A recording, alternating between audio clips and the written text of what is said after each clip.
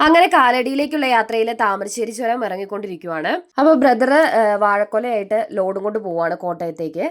അപ്പോൾ നമ്മൾ അങ്കമാലി ഇറങ്ങി അവിടെ നിന്ന് കാലടി ബസ്സിന് പോകണം. അങ്ങനെയാണ് വിചാരിച്ചിരിക്കുന്നത്.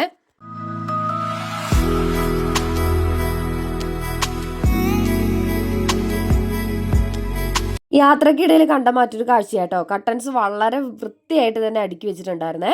അപ്പോൾ ഇതിനു മുമ്പ് നമ്മൾ യാത്ര ചെയ്തുകൊണ്ടിരിക്കുമ്പോൾ തന്നെ ഇതേപോലെ ഒരു വണ്ടി പോകുന്നുണ്ട് കേട്ടോ. അങ്ങനെ ആൽക്കുലത്തായിട്ട് ഇങ്ങനെ അടുക്കി വെച്ചേക്കുവാണേ.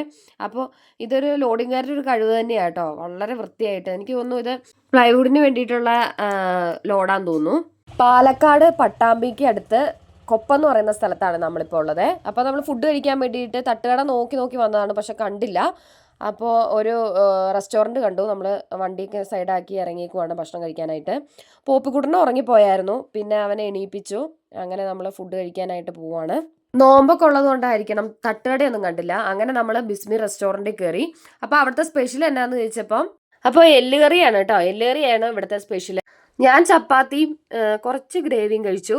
മനുവും അതേപോലെ തന്നെ പൊറോട്ട വാങ്ങിച്ചു. ചേട്ടായിക്ക് നോമ്പാണ്, അപ്പോൾ പൊറോട്ടയും ഗ്രീൻ പീസ് കറിയാണ് കേട്ടോ. അതെ, ചപ്പാത്തിയും കുറച്ച് ഗ്രേവിയും ഞാൻ കഴിച്ചുള്ളൂ. അപ്പോൾ ഇതെന്താന്ന് മനസ്സിലായോ? ഇത് ഞങ്ങൾ പിന്നെ അവിടുന്ന് ഭക്ഷണമൊക്കെ കഴിച്ച് വണ്ടി കയറി ഉടനെ തന്നെ കണ്ട കാഴ്ചയാണ് കേട്ടോ. അപ്പോൾ ഇത് ആദ്യം കണ്ടപ്പോൾ എന്താണെന്ന് മനസ്സിലായില്ല. നിങ്ങൾക്ക് മനസ്സിലായായിരുന്നോ? ഇൻഡിക്കേറ്റർ കത്തുന്ന പോലെ ഒരു 3 ലൈറ്റ് മാത്രം കത്തുന്നത് കാണുന്നുണ്ട്. അപ്പോൾ ശ്രദ്ധിച്ച് നോക്കിയപ്പോഴാണ് കാര്യം പിടികിട്ടിയത് കേട്ടോ. ഒരു ആനയാണേ. അപ്പോൾ ആനയുടെ വാലിൽ 3 കുത്തിട്ടിട്ടുണ്ട്. എന്തിനാന്ന് മനസ്സിലായിട്ടില്ല. ആ വെള്ള ലൈറ്റ് മാത്രം ദൂരെന്ന് കാണാമായിരുന്നു. പിന്നെ അടുത്ത് വന്നപ്പോഴാണ് സംഭവം മനസ്സിലായത്.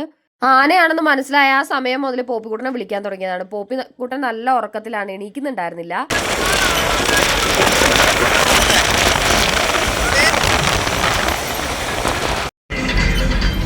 അങ്ങനെ ഞങ്ങൾ അങ്കമാലിയിൽ എത്തി. അങ്കമാലിയിൽ സ്റ്റാൻഡിലാണ് എത്തിയട്ടോ.